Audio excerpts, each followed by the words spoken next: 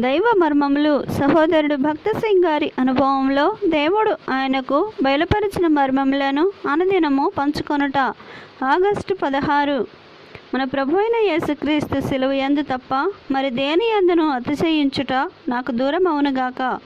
గలతీయులకు రాసిన పత్రిక 6వ అధ్యాయము 14వ వచనము. దేవుడు కొందరిని ఎన్నుకొని వారిని సిద్ధపరిచి జీవితమును నేర్పించి సాతాను పన్నాగములను ఓడించినట్లు చేయును. దేవుడు తన గొప్ప ఉద్దేశములను నెరవేర్చుటకు అనేక జనములపై ఆధారపడడు. ఆయన తన నిత్య జీవము అన్ని తరగతుల వారికి ప్రజలందరికీ ఇచ్చును.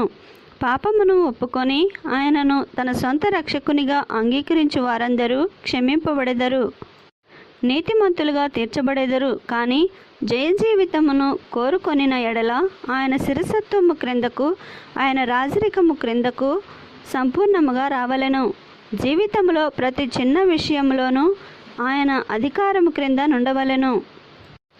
అనేక పర్యాయములు మనము మన హృదయములలో తిరుగుబాటు చేసి ఆయన శిరసత్వము క్రిందికి రాము. అందువలన మనము నష్టపోవచ్చున్నాము.